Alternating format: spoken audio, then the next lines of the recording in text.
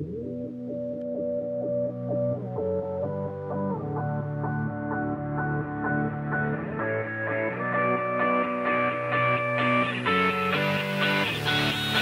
Cody Rall here. In my last couple of videos, we focused some of the framework behind Project Napoleon, things like exponential technology and intrinsic motivation.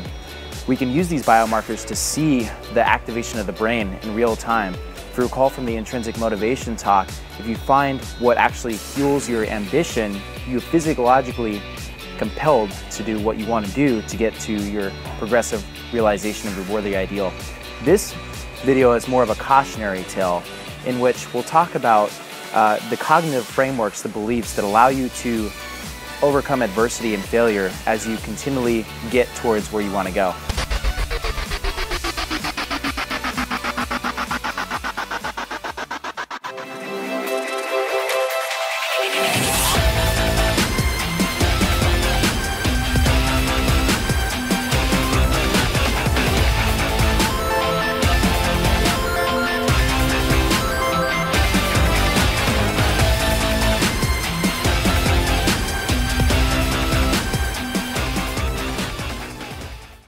So what are these cognitive beliefs that I talk about that we can actually see on brain scans? Well, Ian Robertson, the Winner Effect, spoke about beliefs on intelligence, and that's going to play a big role in our understanding of the cognitive beliefs that allow people to overcome adversity and failure. If we recall, our psychological makeup, one theory of it is that on the very base we have our belief structure, which influences our thoughts, which influences our actions, which manifests back into the environment, changing the surroundings around us and causing a positive feedback loop where we can use that to continually fuel ourselves. Now, going right down to the belief structure is important to have in line because it affects everything else. The two different theories of intelligence that Ian Robertson talks about are the entity theory of intelligence and the incremental theory of intelligence. People that have more of an entity theory of intelligence see intelligence as you're born with it. You can't change it within your lifetime, that you're stuck with how intelligent you are. So if you're dumb today, you're going to be dumb tomorrow, and there's nothing you can do about it. Whereas an incremental theory of intelligence is that you can continually sharpen the sword as you get better in life. You can learn different cognitive strategies for memory, you can learn different cognitive strategies for attention, and any other facet that would make you what people call an intelligent person. You can continually improve yourself in more of a master-oriented approach.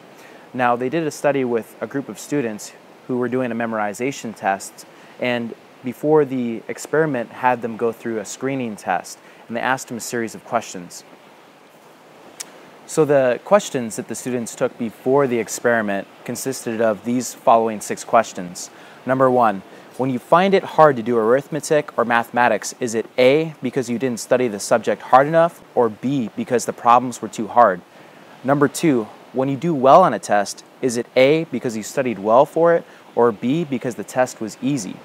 Number 3, when you get a better result in a test than you expected, is it A, because you tried harder, or B, because someone helped you?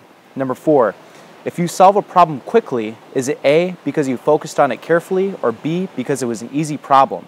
Number 5, when you forget something that the teacher told you, is it A, because you didn't try hard enough to memorize it, or B, because the teacher was bad at explaining it? And number 6, suppose someone didn't think you were very bright, then A, can you make him change his mind if you try, or B, some people will think that you're not bright no matter what you do. So, depending on if you answered question A or question B for the majority of the questions, separated you into 2 groups. Basically, if you answered a bunch of questions A, it was that you had an incremental theory of intelligence. Those questions reflect the cognitive belief that you feel like intelligence can be improved during a lifetime. Whereas if you answered more questions B, you have more of a cognitive belief structure that intelligence is an entity that is given to you at birth and that it can't be developed as you go along. As Robertson went on to discuss, if you have an entity theory of intelligence, it can hold you back because you are locked in to that idea of yourself. You're tied up in your own ego. Even if you think that you are smart, but intelligence is given to you at birth, then you see intelligence as part of something, who you are.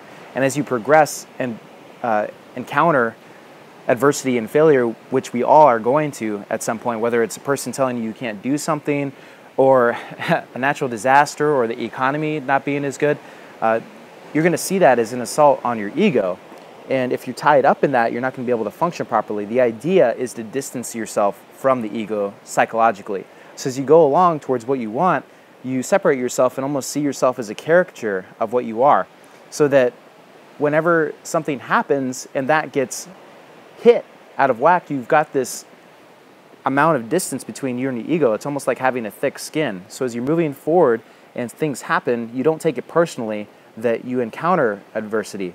And having an incremental theory of intelligence assists that, because if someone tells you that you're not smart enough to accomplish something, then you understand that intelligence is something that you can build, that something that you can create, and it allows you to keep moving on distance from your ego as you continue onwards.